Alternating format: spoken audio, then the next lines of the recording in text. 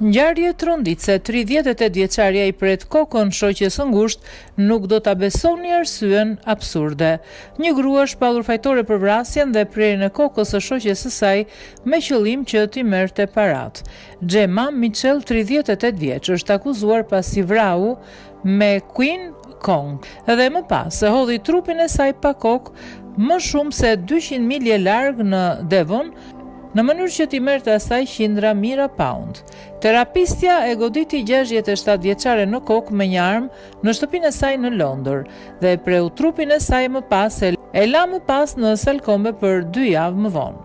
Prokuroria pretendoi se ajo kishte planifikuar ta vriste dhe të falsifikonte testamentin e saj për të trashëguar pjesën më të madhe të pasurisë e cila vlente më shumë se 700.000 pound, sipas medias.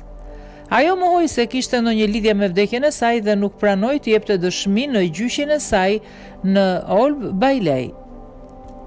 Gjatë gjyqit juristët pan pamjet e kamerave dhe pangruan duke mbërritur në shtëpinë e shoqes së saj, pan pamjet e kamerave të shtëpisë së saj duke mbërritur me një valixhe të madhe blu në të cilën dyshohet se do të fuste trupin në mëngjesin e 11 qershorit të vitit të kaluar. Më shumë se 4 orë më vonë, ajo doli nga prona në veri perëndim të Londrës me valixhen e cila dukej më e rëndë. Prokuroria tha se në pamje ajo dukej se po luftonte për të mbajtur valixhen nga pesha e rëndë. Pasi fqinja e saj raportoi për zhdukjen, gruaja pretendoi se ajo kishte shkuar për të vizituar miqtë e familjes. Prokuroria sugjeroi se ajo i kishte prerë kokën shoqes dhe i kishte ruajtur mbetjet e saj në kopshtin e shtëpisë që ajo ndante me nënën e saj pensioniste në veri perëndim të Londrës.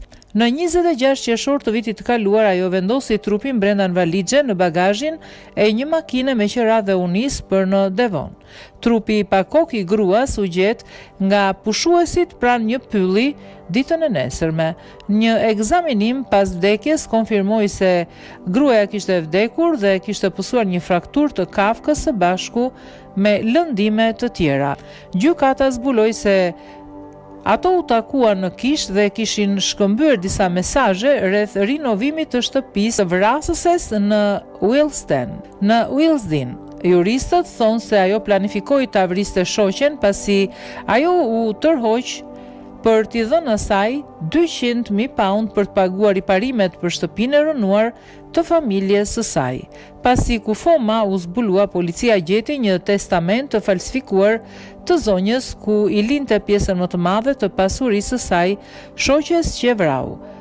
Ajo ndodhet tashmë në paraburgim dhe pritet të dënohet të premten.